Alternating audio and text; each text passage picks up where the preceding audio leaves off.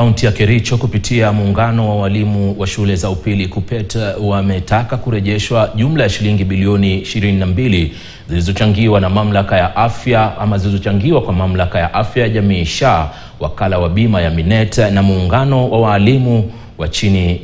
hapa nchini kwa ajili ya utoaji wa huduma za matibabu. Akizungumza mjini Kericho, katibu mtendaji wa tawi la KUPPET Mary Rotich alielezea kughadhabishwa kwake kufuatia ufichuzi wa afisa mkuu mtendaji wa tume ya kuajiri walimu TSC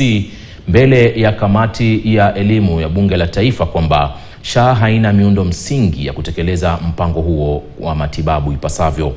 Akiongozwa na mwenyekiti wa tawi la KUPPET Kericho John Korir, Rotich alibainisha kuwa vituo kadhaa vya matibabu tayari vimeacha kusajili walimu chini ya bima ya Minet kutokana na uzembe wa kimfumo.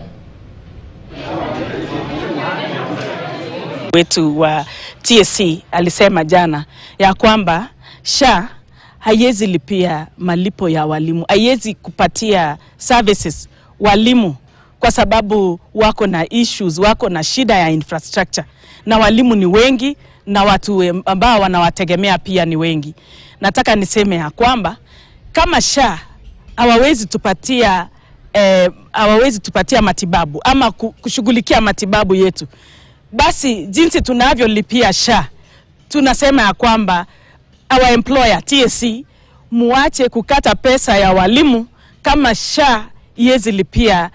matibabu ya walimu. Namba ya pili, nataka niseme ya kwamba kuhusiana na Minet ambayo imekuwa ikisaidia walimu kwa masuala ya matibabu, nataka niseme ya kwamba kama Minet hawawezi kuwashughulikia ipasavyo, kama pesa yenye wanapatiwa haitoshi, leo hii ninasema kuliko tuendelee kuteseka hospitalini,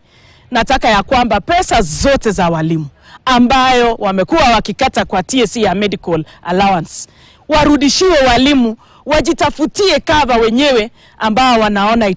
itawafaa.